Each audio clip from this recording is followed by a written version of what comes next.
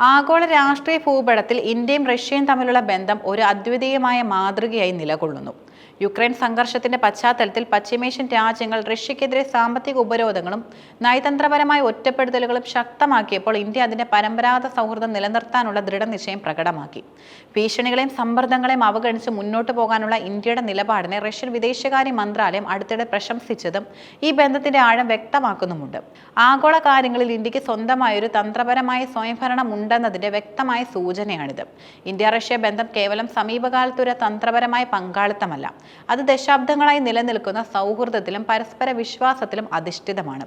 ശീതയുദ്ധ കാലഘട്ടത്തിൽ Soviet union ഇന്ത്യയുടെ ഏറ്റവും വിശ്വസ്തനായ പങ്കാളിയായിരുന്നു. പ്രതിരോധം, സാങ്കേതിക വിദ്യ, വ്യാവസായിക വികസനം തുടങ്ങിയ മേഖലകളിൽ സോവിയറ്റ് യൂണിയൻ ഇന്ത്യക്ക് നിർണായകമായ സഹായം നൽകി.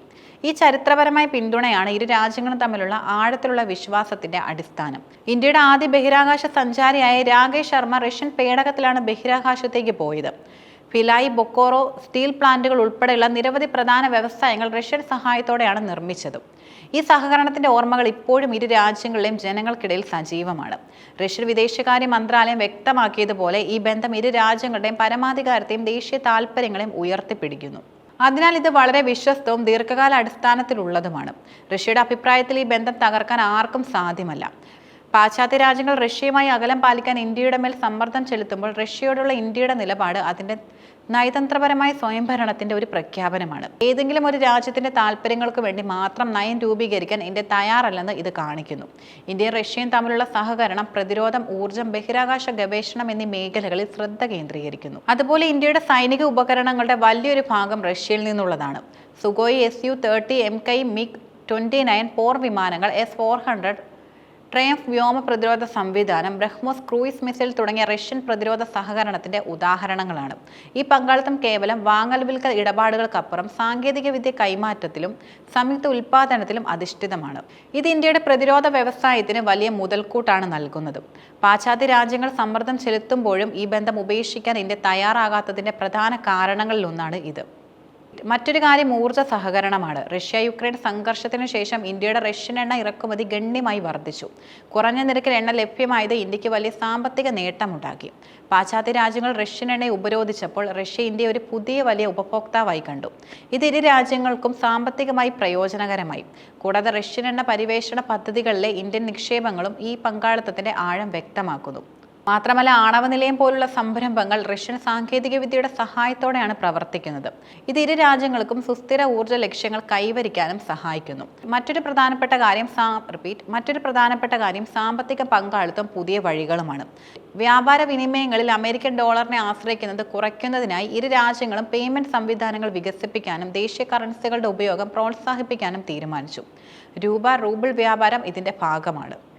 കൂടാതെ ചരക്ക് നീക്കങ്ങൾ സുഗമമാക്കാൻ നോർത്ത് സൗത്ത് ട്രാൻസ്പോർട്ട് കോറിഡോർ പോലുള്ള പുതിയ ഗതാഗത മാർഗങ്ങൾ രൂപീകരിക്കുന്നതിനും ഇരു രാജ്യങ്ങളും സഹകരിക്കുന്നു. ഇത് ചൈനയുടെ ബെൽറ്റ് ആൻഡ് റോഡ് ഇനീഷ്യേറ്റീവിന് ഒരു ബദലായി കാണാം. റഷ്യയുമായുള്ള വ്യാപാര ബന്ധത്തിന്റെ പേരിൽ ഇന്ത്യക്ക് അമേരിക്കയിൽ നിന്ന് കടുത്ത വിമർശനങ്ങൾ നേരിടേണ്ടി വന്നു. റഷ്യയിൽ നിന്ന് എണ്ണയും പ്രതിരോധ ഉപരോധങ്ങളും ഇറക്കുമതി ചെയ്യുന്നതിനെതിരെ അമേരിക്കൻ പ്രസിഡന്റ് ഡൊണാൾഡ് ട്രംപ് പരസ്യമായി തന്നെ രംഗത്തെത്തി. ഇത് യുക്രൈൻ സംഘർഷത്തിന് പരോക്ഷമായി ഇന്ധനം നൽകുന്നുവെന്നും അമേരിക്ക ആരോപിച്ചു. ഇതിന്റെ ഭാഗമായി ഇന്ത്യയിൽ നിന്നുള്ള ഉൽപ്പന്നങ്ങൾക്ക് അമേരിക്ക വലിയ താരിഫ് ചുമത്തുകയും ചെയ്തു.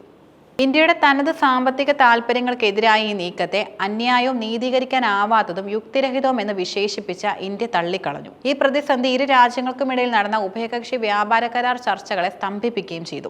കാർഷിക ക്ഷീരോത്പാദന മേഖലകളിൽ ഇളവുകൾ നൽകാൻ ഇന്ത്യ തയ്യാറാകാത്തതാണ് ചർച്ചകൾക്ക് തടസ്സമുണ്ടാക്കിയത്.